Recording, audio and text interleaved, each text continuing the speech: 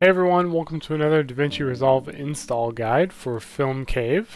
Today we're doing film textures, and we're looking at an example here of some people doing something that you should really not do if you want to live a long and healthy life, and that is smoking. That's why we're doing this for vintage film grains, because that's something that's old and outdated, just like smoking. But, it does give a pretty cool look. We can have this old 35mm texture that looks like film. You can see there's like a film gate here.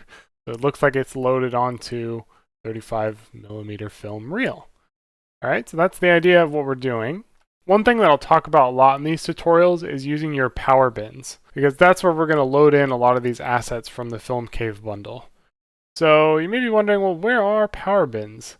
So if you come up to the top, click on View, you can scroll all the way down here to Show Power Bins, and Power Bins will appear over here on your left-hand side. Okay, so I've got some other things inside of my Power Bins, but we're going to create a folder for bin. We're going to create a new folder for our film textures. So now I'm going to open up my film textures in the FILMCAVE bundle. I'll just do the 35mm ones for now. And I'm going to grab all of these and drag and drop them into film textures right here. Okay, so what's the purpose of power bins? Well, power bins allow you to access assets no matter which Davinci Resolve project you're in. Okay, so you could be in a completely different project. You could have finished this video, started a new one. As long as you have power bins active, you have access to all of your assets here, all of your different film textures. Okay, so how do we use these? Well, first of all, we're going to click and drag and set them on the next track up from our clip. There we go. We can see our film texture. All right. So make sure that the film texture is selected. And then come over here to your inspector. If you're not seeing your inspector, just click on this thing right here. If you're not seeing any of these windows, you just got to click and open. In the inspector, we have a category called Composite. I want to make sure that that's opened up. You're going to click on it like that, and also make sure that the orange switch is orange. Flipped on. Okay, so now we can click on Composite, and we have lots of different modes to choose from. The one that I'm going to use for this particular film grain is Multiply. Okay, that works pretty well. We can actually see that there's that film gate around it. Now you want these to be completely black because it's not like you should be able to see through a reel, right? It's not transparent. It's a solid black color. I mean, you could be creative with that, and you could change that if you want to, but I think Multiply works pretty well as a composite mode.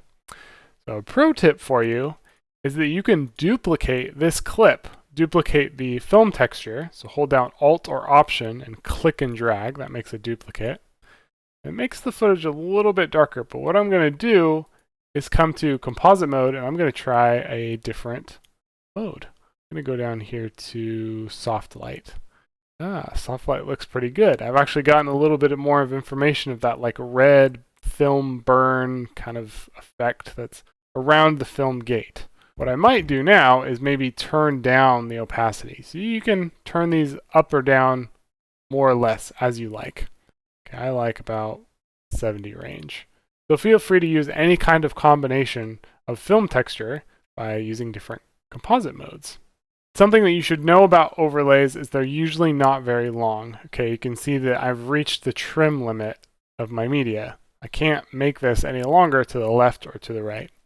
But no problem, I just hold down Alt or Option and make a duplicate.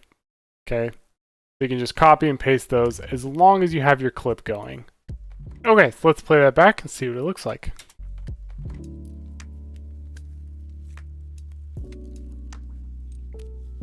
Awesome, that looks pretty cool. Alright, so I'll leave you with one last message. That's how easy film textures can be. I hope you're feeling inspired to make your own film. Thanks for watching.